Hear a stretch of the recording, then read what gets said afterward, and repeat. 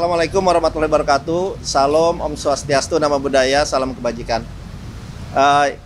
Ya, saya baru saja melaporkan kepada Bapak Presiden hasil realisasi investasi di tahun 2024 secara keseluruhan maupun untuk kuartal keempat.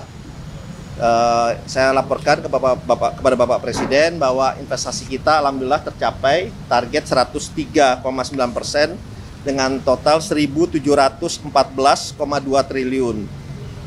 Itu target awal adalah 1.650 triliun, itu saya sampaikan, dan menghasilkan penyerapan tenaga kerja 2.456.130 orang atau kurang lebih peningkatan 34,7% dibanding tahun sebelumnya. Adapun investasi itu lebih banyak di luar Jawa sedikit, kurang lebih 52,2% atau 895,4 triliun. Itu juga peningkatan 22,5% dibanding tahun sebelumnya, dan di Jawa itu 47,8% atau 818,8 triliun.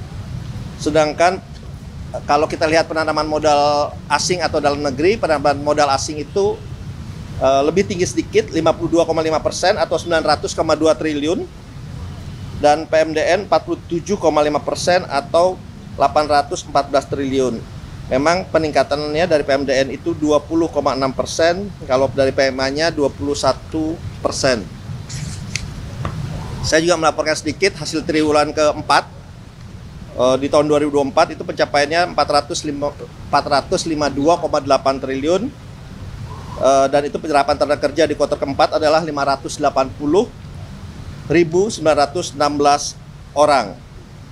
Dan juga ada pembagiannya Jawa, luar Jawa, PMA, dan PMDN-nya.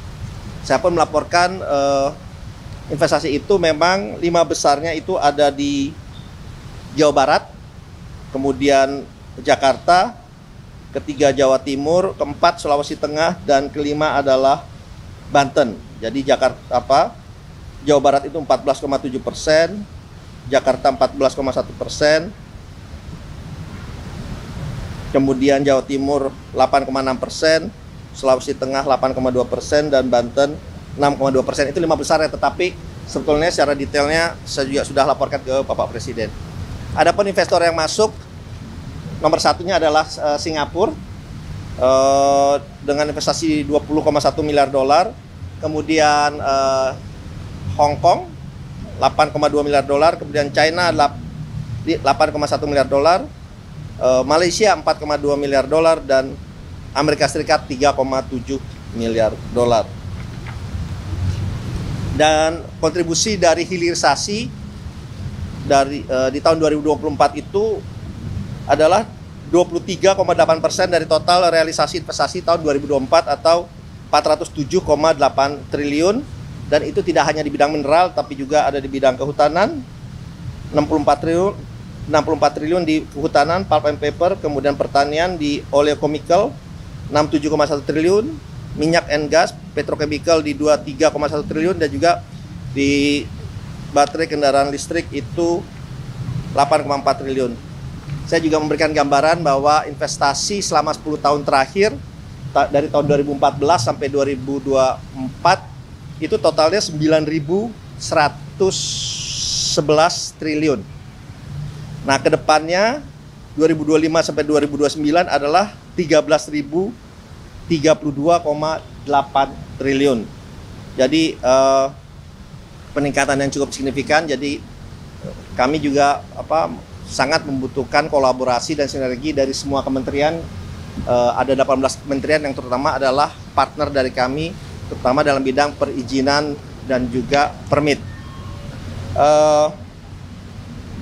Ini saya kasih tahu ke Bapak Presiden juga, target 5 tahun ke depan, di tahun 2025, ini angkanya dari Bappenas ya, 1.905 triliun, dengan harapan pertumbuhan kita adalah 5,3%. Kemudian 2026 diharapkan investasi 2.175 triliun, diharapkan ini memberikan kontribusi sehingga pertumbuhan perekonomian kita 6,3%.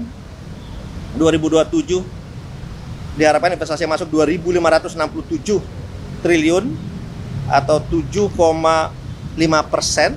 pertumbuhan perekonomian kita, dan pertumbuhan perekonomian kita di 2028 menjadi 7,7% dengan diharapkan investasi yang masuk 2.969 triliun dan di tahun 2029 menjadi 8% sesuai target pemerintah dengan investasi yang diharapkan masuk 3.414 triliun.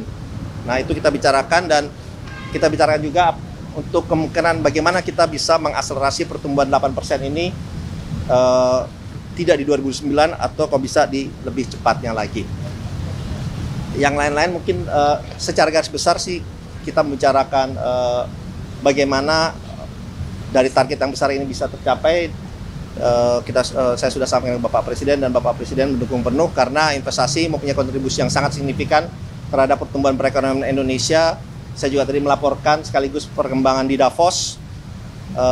Saya laporkan juga ke Bapak Presiden hasil kunjungan saya di Davos, yang dimana secara keseluruhan itu responnya positif, dan mereka juga menanyakan bagaimana kita bisa mencapai 8%. Saya juga kebetulan di Davos bicara 2 kali di dalam forum Davos. Kita beberkan bagaimana kita mencapai 8%, dan harapannya ini terus bisa meningkatkan investment climate di Indonesia dan ease of doing business. Jadi kurang lebih itu yang saya laporkan ke Bapak Presiden. Terima kasih.